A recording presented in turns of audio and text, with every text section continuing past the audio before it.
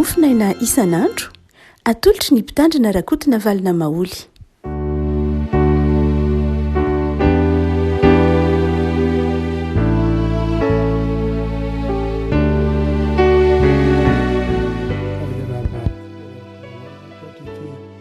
alarby fa efatry ny volana aprily ity ny valahatry ny sampasoko lady fobe mofinaina dia ny firazan'ny tsaramasina araka ny matio toko faefatra andiny fa 12 ka hatramin'ny fa 7 matio toko faefatra andiny fa 12 ka hatramin'ny fa 7 amin'ny anaran'i Jesosy. Ary noho nireny Jesosy fa efa voasambotra Jaona dia lasa nakany Galilea izy, ary noho niala tany Nazareta izy dia nakany Kapernaum izay eo amoron-dranomasina ao amin'ny sarantanin'ny Zebolona sy Naftaly, ka noho natao izy mba hatanteraka izay nampilazaina ny Isaia mpaminany hoe ny tanin'ny Zebolona sy ny tanin'ny Naftaly ao amin'ny tany amoron-dranomasina nandafin'ny Jordany Galilea, tanin'ny Jentilisa. Ny olona izay nitoetra tao amin'ny maizina dia nahitany mazava lehibe, ary izay nitoetra tao amin'ny tany aloky ny fahafatesana no mpisahan'ny fahazavana. Ary tamin'izany andro izany dia nanomboka ny toriteny Jesosy ka nanao hoe mibebay ianareo fa efa akaiky ny fanjakan'ny lanitra. Ry Ray Maso no manamasinana ny fahamarinana ny teninao ny fahamarinana. Amen. Ny fanombohan'i Jesosy ny asany tany Galilea no tantarain'ny Matio taorian'ny nakany devoly fanahy azy, taorian'ny vanim-potoana izay nanehoan'ny Matio fa Andriamanitra Jesosy, olombelona fa Andriamanitra. Dia nanomboka ny asany izay iariariny maha olombelona azy nefa koa iariariny maha Andriamanitra azy ny asehon'ny Matio. Ny andininy fa 7 tapany farany no entina mampahery anao ho Jesosy, mibebay ianareo fa efa akaiky ny fanjakan'ny lanitra.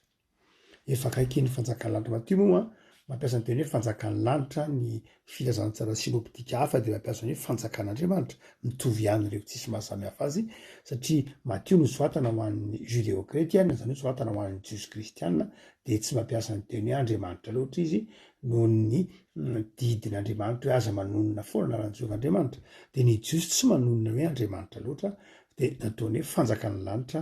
mba tsy hanonona ny hoe fanjakan'Andriamanitra. Mitovy ihany. Mibebay ianareo fa efa akaiky ny fanjakan'ny lanitra. Ilay voambolana fibebahana ao amin'ny Baiboly amin'ny testamenta vaovao dia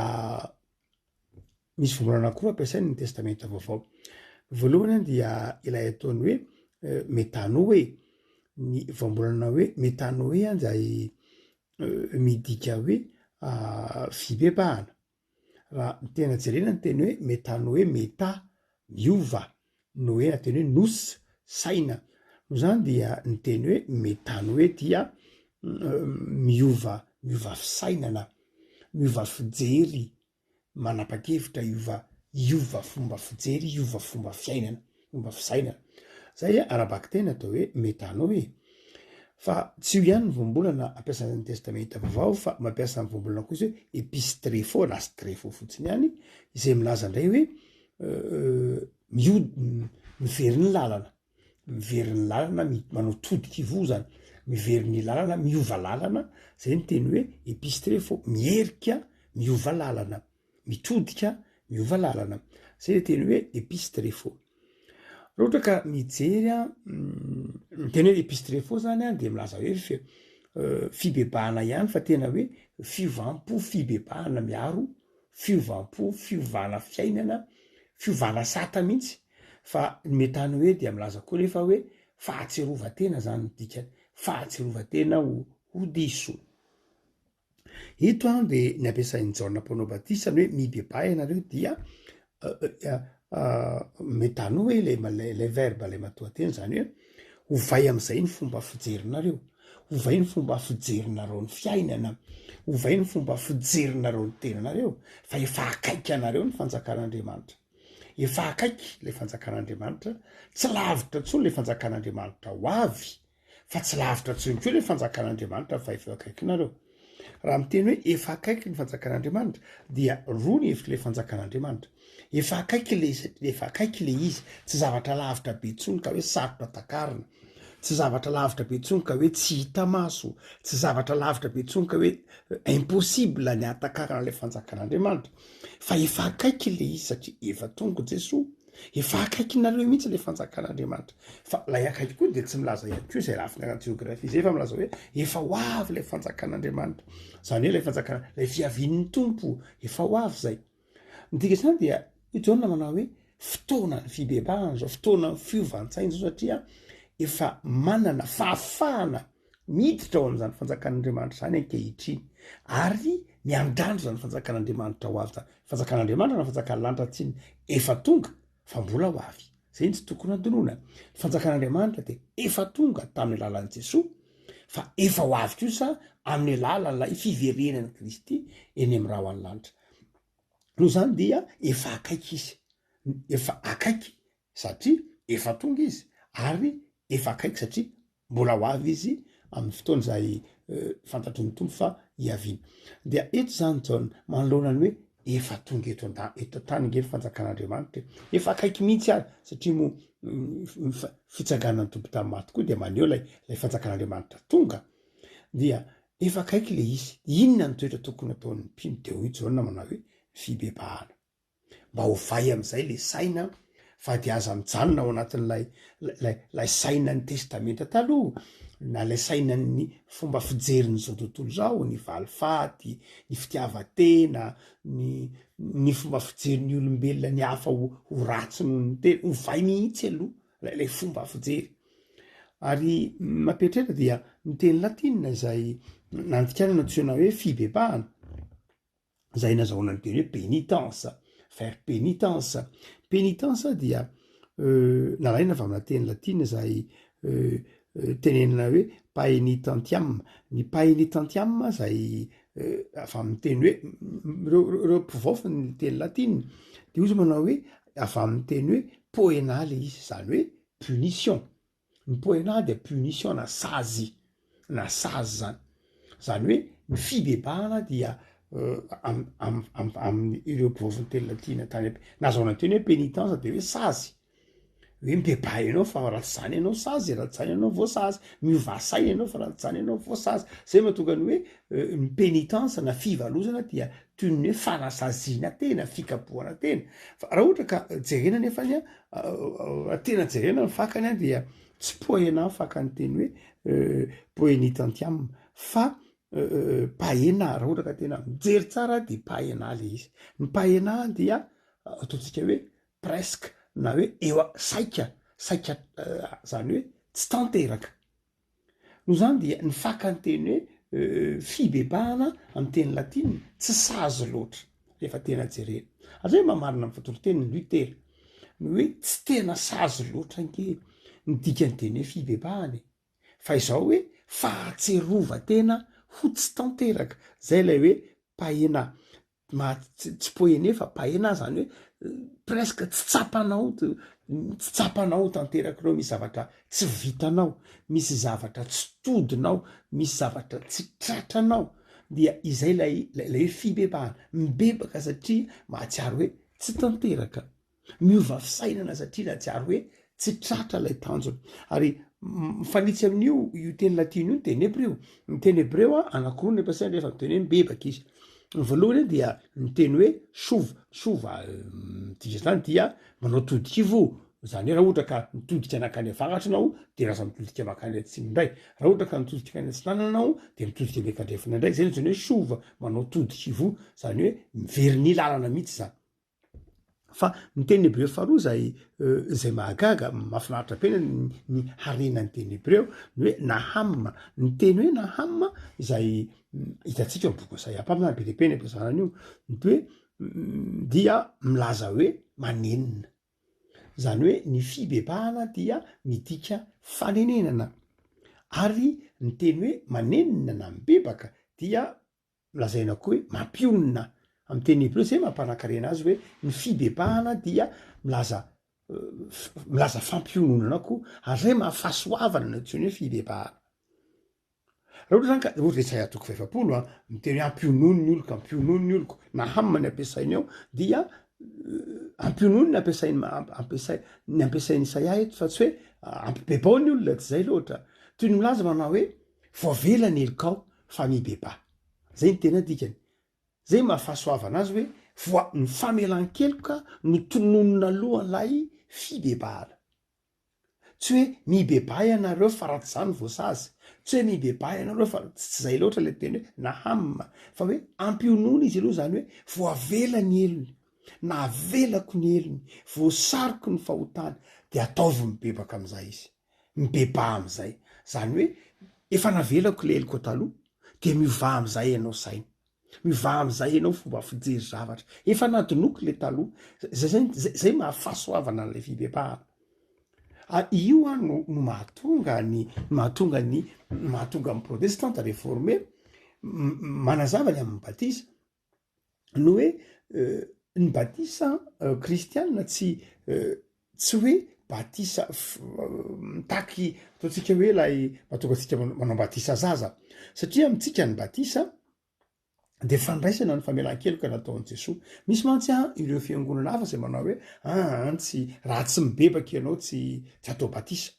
tsy adikevitra kory zany batisa ny jaonina io raha tsy mibebaka dia tsy atao batisa zay mibebaka zay ihany jaonina manomboka amin'ny Luka toko 7 hoe rehefa mibebaka ianao dia atao batisa am'izay ny dikan'izay le batisa dia conséquence na vokatry ny fibebahanao fa amin'ny réformé am'ndro Martin Luther ohatra na amin'ny Calvin de tsy zay loatra tsy hoe le batisa tsy hoe satria ianao mibebaka de natao batisa tsy zay loatra ny afahany satria ianao mandray an' Jesosy satria Jesosy maty ho anao zay ny batisa de fandraisanao le famelan-keloka indraindray mantsy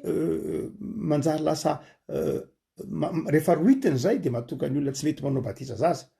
hoe ka ny zaza ngamony zaza mibebaka ka tsy mbola mibebaka izy ko izy hoe izay mino sy atao batisa nga ny zaza nino mo fa ngamony zaza mibebaka ko ahoana mo tsy no zany de tsy mety atao batisa izy satria mbola tsy mibebaka tsy nanao confession de foi hoe za mino no zany dia tsy mbola azo atao batisa izy fa ny famaritana n'lay fomba fijeran'lay batisa no tsy mitovy raha izy eo de fa tsy mitovy amitsika réformé dia ny batisa dia tsy asan'olombelona tsy mifamatotra amin'ny ataontsika hoe herin'olombelona na finiavan'olombelona fa asan'Andriamanitra madiodio ka ny batisa de toy ny tanana mitsotra handray lay fanafody lay famelan-keloka nataon'Andriamanitra diso tanteraka raha mietrehitra manao hoe ka raha ohatra moa zany zazakely ve de manana ota de zazakely ve de atao batisa de be de be raharay no iza milaza aminao fa io zazakely atao batisa io dia tsy hain'Andriamanitra no miresaka aminy ka io nga hotsika aminy hoe ka zazakely nga ve alalany zany zavatra zavainy zany hoe mibebaka maninana manjary toy ny manivaiva lay batisa satria zazakely tsy mbola mahafantatra ninina tsy azony akory lay batisa iza milaza aminao fa tsy azony io zazy io zany ny batisa zava-panahy ahoana ny ilazanao amiko fa tsy afaka miresaka amin'io zazy io Andriamanitra inona ny maha-Andriamanitra azy raha tsy mahay miresaka amin'io zazy io izy tsy Andriamanitra tsony izy zany tsy mahay miresaka amin'ilay zazy amin'ny fomba nazavako aminy hoe zao anaka ny bebaka sy haiko zany fa Andriamanitra mahay miresaka amin'ilay zazy zay fotsiny ny finoana Andriamanitra nahary ny tany zay rehetra eo aminy Andriamanitra nahary ny olombelona mbora tany am-boka reo zazy io de efa fantatro ny tompo no zany dia hain'Andriamanitra no miresaka amin'io zazy io amin'ny fomba n'izy Andriamanitra fa tsy hanery an'Andriamanitra ka miteny manao hoe rehefa miresaka amin'io zazy io ianao Andriamanitra de atao voatra ny fomba firesaka amiko tsy zay ka Andriamanitra miresaka amin'ny zavaboary Andriamanitra ny teny manao hoe misy mazava de misy mazava Andriamanitra ny teny tamin'ny alalan'i Jesosy manao hoe rivotra mitsahara de nitsahatra ny rivotra ko iresaka amin'io zazy io tsy hain'Andriamanitra hain'Andriamanitra miresaka amin'io zazy io finotsika protestante réformé zany hoe Andriamanitra tsy voafetra ny saina Andriamanitra fanahy no zany de hain'Andriamanitra ny miresaka amin'io zazy io ny adidiko za ray aman-dreny ny adidiko za fiangonana de ny mitondra azy eo anatrehan'Andriamanitra hoe io Jesosy raiso zazy io aoka andray ny famonjena nataonao de anao io zany zao fa hoetika eto anatrehanao ataovy zanakao io a dia ataovy zandronao dia adiditsika Jesoa miara-mitaizana io zazy io, zay ny dikany hoe batisa. Ataovy mandray le famelan-kelo ka nataonao to amin'ny azo fijaliana no zany dia tsy de tena amilay lafi ny fibebahana loatra no tsindrina amin'ny batisa fa lay lafi ny fahasoavana, tsy fahasoavana intsony ny fahasoavana raha vao ohatra ka hoe miankina amin'ny fahazavan-tsain'olombelona foana lay fahasoavana ambaran'ny batisa. Raha ohatra ka mietretsika manao hoe andraso aloha izy ho feny taona, andraso aloha izy efa nanao pénitence, nahavita amin'ny katolika moa misy karazany ataontsika hoe katolika ohatra indraisantsika ohatra fa sanatria hoe tsy inona loatra miainana andritra ny taonjato masina ka efa nanao rosaire ve izy, nanao pénitence, nanao arabar marie de antsika protestanta efa vitadinika ve ilaina tao zany rehetra zany fa lehibe no zany rehetra zany ny fahasoavan'i Jesosy. No zany dia tena sarobidy amintsika mihitsy ny fanaovantsika batisa zazary ny tena mampiariary ny zanaky ny fahasoavana atsika kristianina, zanaky ny fahasoavana atsika satria tsy miankina amin'ny taona ka atsika tsy nafaka amin'ny teny hoe ka iza nge mbola kely iza milaza aminao fa raha be taona 80 taona ianao na 50 taona de azonao antoka fa mahay soratra masina na mahatakatra ny famonjena nataon'i Jesosy. Be debe ny olona 80 taona 20 taona 70 taona fa tsy mahazo na inona na inona fivavahana kristianina. No zany dia tsy miankina amin'ny saina mihitsy, tsy hoe manamaivana ny saina sanatria ny vava fa tia metraka kosa lanja ny fahasoavana ao anatin'ny batisa. Tsy zay nataonao an'Andriamanitra kory ny tsaroana amin'ny batisa, tsy zay nataonao an'Andriamanitra. Raha zay nataonao an'Andriamanitra ny tsaroana amin'ny batisa de tsisy valaka amin'ny fariseo.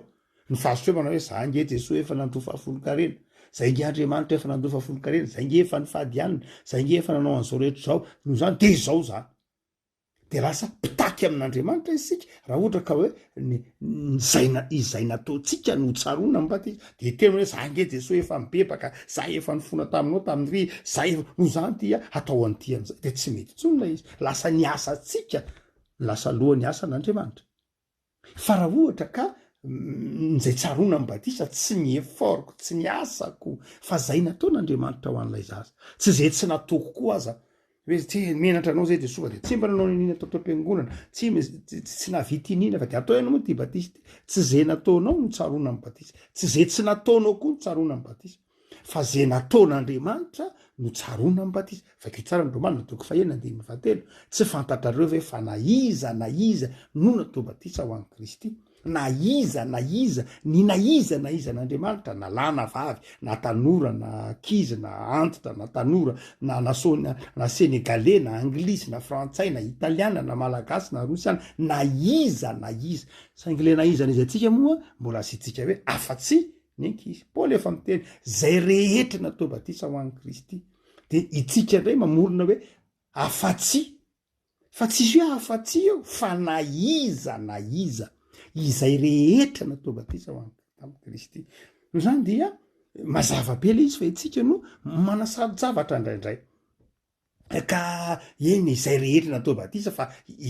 ny ankizy kosa aloha tsy ao anatiny, izay rehetra natao batisa fa ianona kosa moa tsy ao anatiny, na zay fa na hoe na iza fa ianona kosa retsy kosa tsy ohatry zao fa na iza io natao batisa ho an'i Kristy. No zany de zao izay tsy tokony ho adoroana mihitsy eo anoloanan'ny altaran'Andriamanitra rehefa manao batisa ny fiangonana de izay nataon'Andriamanitra ho an'ilay zaza. Inona nataon'Andriamanitra ho an'io zaza io, inona nataon'Andriamanitra ho anao raha manatona latabatra masina ianao nomeno anao ny zanany. Zay matoa teny Hebreo le teny hoe Naham izay milaza hoe fampiononana zay vao fibebahana, ampionony ny oloko fa voavelan'ny eloko de taomy am'izay izy verina amiko. Afaka malala zava-dehibe ary zany ny toroteny Jaona mpanao batisa eto amin'ny hoe mibebaka ny olona. Ary eo ny mahasamihafa ny tapany faharoa, eo ny mahasamihafa n'ilay mataoteny anankiroa reo antsoina hoe metanoe sy ny epistrefo na ny strefo, mitovy ihany moa ny epistrefo sy strefo, fanfoezana strefo izy somary epistrefona foezana zany hoe lay ataontsika hoe mitodika na miodina miveriny lalana. Dia ny metanoe miova fisainana dia tsy ampy fanenenana regret zany fanenenana fa ny fanenenana tsy mbola ampy akory, tsy mbola ampy ny metany hoe raha miteny hoe paoly manao hoe aoko amin'ny romana toko faharoa folo manao hoe aoko tolotrareo ny tenanareo fanasina ho fanatitra velona masina sitrak'Andriamanitra miovà amin'ny fanavaozana ny saina iny le le teny hoe metany hoe miovà am'izay fa lay nenina Jodasy a matoa teny ampiasain'ny Mationy amin'ny hoe Jodasy a dia nanenina Luka toko faharoa amby roapolo Luka toko faharoa amby roapolo na Matio toko fito amby roapolo zafady Matio toko fito amby roapolo andininy fahatelo de ny hoe i Jodasy a de nanenina izy a rehefa tena veriny tao amy telopolo le vola sekely volafotsy telopolo Matio toko fito amby roapolo andininy fahatelo metany hoe matoa teny nampiasain'ny Matio zany hoe mitovy amy teny hoe mibebaka ihany saingy zao mibebaka fa tsy niverina ilalana mibebaka fa tsy niverina tsy nitodika kany amy Jesosy nanenina fotsiny niova fisainana fotsiny hoe tena diso aho tena tsy mety ty nataoko ty fa zay tsy ampy fa tsy maintsy arahana estrefo zany hoe tsy maintsy miverina makany amy Jesosy zay ny antsony hoe fibebahana ny fiovantsaina zany a tsy ampy raha mijanona am'izay fotsiny ihany marina fa miteny Jaona eto manao hoe metany hoe mibebaha am'zao rehefa raiky fanjakan'Andriamanitra manomboka ny asan'i Jesosy mahatsiarova aloha tena fa tsy ampy zay tsy ampy ny fahatsiarovan-tena ho diso fa tsy maintsy miova fomba fiaina mihitsy zay le strefo Luka toko faharoa amby roapolo andininy faharoa amby telopolo ho Jesosy tamin'ny Petera rehefa mibebaka ianao de ampahirezo ny rahalahinao rehefa mibebaka ianao de ampahirezo ny rahalahinao le mibebaka ampiasain'i Jesosy amin'ny Luka toko faharoa amby roapolo andininy faharoa amby telopolo dia epistrefo tsy metany hoe zany hoe rehefa miova saina ianao ry Petera fa hoe tena rehefa miova fiainana mihitsy ianao ao aoriana io amadianao io ao aoriana zay zavatra rehetranga de zao ampahirezo ny rahalahinao ary Matio toko valo ambin'ny folo andininy fahatelo koa de manao hoe ianareo nge raha tsy miovy tahaka ny zazakely miova fo tahaka ny zazakely strefo koa ny ampiasain'ny Matio zany dia ny tiana tenenina amin'ity fanazavana fivaofana teny zany a dia hoe ny fibebahana dia tsy hoe fahatsiarovan-tena ho diso ihany fa ny fibebahana de zao fiovana fiainana mihitsy manomboka amin'ny hoe za diso za tsy tanteraka za tsy nahavita tsarak'izay tokony ho izy ny fibebahana de efa fahasoavana ny fibebahana tsy vokatry ny fiezahanao fa ny fibebahana dia fiasan'ny fanamasina ao anaty zay mahafahasoavana azy de zao fahatsiarovan-tena ho diso fa izao dingana voalohany zay fa ny dingana faharoa de zao fanekena iova fiainana mihitsy miova fiainana hoe za taloha ty tena tsy mba mieritreritra zany hoe niafy zany mihitsy de manomboka zao dia hizara tahaka nataony Zakaiosy hizara za taloha dia mpanimba zavatra mpanimba ny fiainan'olona firenena mpiarabelona noho ny za mahery fiteny sy ny sisa rehetra fa izao kosa miova de manjary olona manana fahalemem-panahy manjary olona manana fifaliana zany hoe lay matoa teny hoe strefo zany dia izay fiovana izay mihitsy revako raha mampiatra an'izany sika ampiarina amin'ny firenena ampiarina amin'ny fiangonana de zao betsaka ndraindray ny kristianina izay mety ho mahatsiaro tena ho diso fa tsy niova ny fomba fijeriny ny fomba fiainany de zay mahatonga an'io hoe hitatsika eny anivon'ny fiarahamonina eny a hitatsika eo anatin'ny hoe tambajotro io a hitatsika eny anatin'ny eny an-dalambe eny a lay tsy tena fiovantsaina loatra tsy fatatsika hoe zao ny tsy mety fa tokony ariana ny fako tokony hosombana ny fananana iombonana tokony tsy mifanararoatra tokony miala amy fitiava-kely zany fatatsika fa tokony alana saingy zao tsy mety miala am'zany isika fa satria tsy tena mitodika eo am' Jesosy tsy tena mitodika eo amin'Andriamanitra tsy tena manao lay epistrefo ary dia izay fiovana zay mitakiny ndray miteny foana hoe ka fa tokony iova ingeny toetsaina ry avako manala tena afaka manova toetsaina mihitsy ny fivavahana raha ohatra ka jerena amin'ny lafiny raha jerena ohatra hoe ny olombelona amin'ny Paoly Tesaloniana voalohany toko 15 ny olombelona dia misy olombelona vatana de ny olombelona saina de ny olombelona fanahy mba iovan'ny olombelona de azo ampiasaina ireo zavatra telo ireo azo ampiasaina ny famaizana ny vatana mba hiteraka fiovana eo amin'ny fiainan'ny olona be de be ny olona rehefa kapohana eo amin'ny vatana zany hoe sazina mafy ile tenentsika hoe poena rehefa sazina mafy tratry ny punition rehefa tratry ny fangirifiriny ny vatana na retiny io na inona de mety miova le olona zany hoe ny fantsiana rabatana ny kapoka dia mety miteraka fiovana fa ny faharoa de zao ny saina koa de mety miteraka fiovana amin'ny alalany ataontsika hoe fanabeazana education dia miova ny olona amin'ny alalan'ny fitezana amin'ny alalan'ny torohevitra anatra dia miova ny olona amin'ny alalan'ny saina zany hoe afaka manova olona amin'ny alalan'ny sazy afaka manova olona amin'ny alalan'ny fanabeazana fa izao koa afaka manova olona amin'ny alalan'ny fivavahana zay la lafiny ara-panahy tena afaka miova mihitsy zany ny olona tena afaka miova mihitsy ny fiarahamonina amin'ny alalan'ny fivavahana de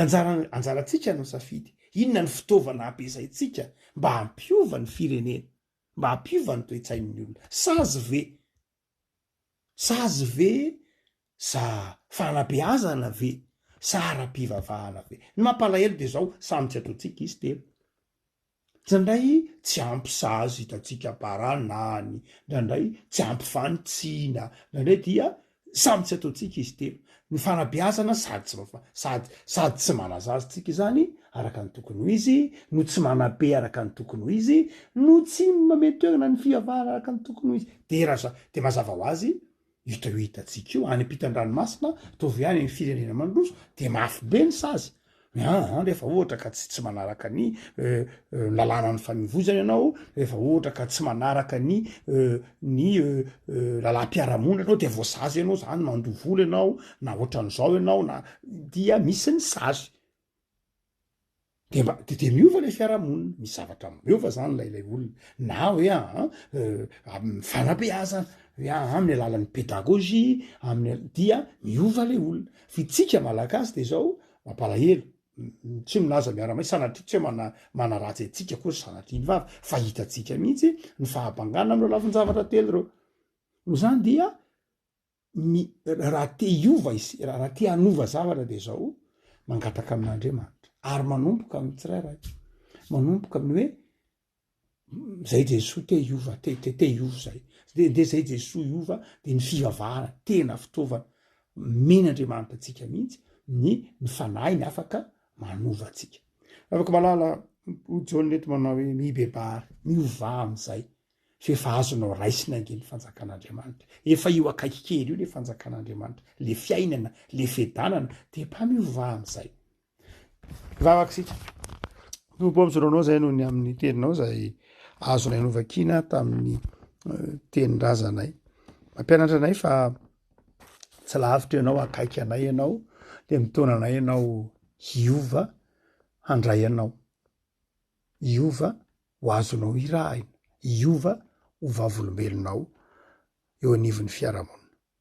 amialanay tompo am'izay rehetra mety ho fitavozavozanay ary ny amafisa-ponay ny amafisa-tsainay de manjary lavitra anay ny fitahinao sy ny fahasoavanao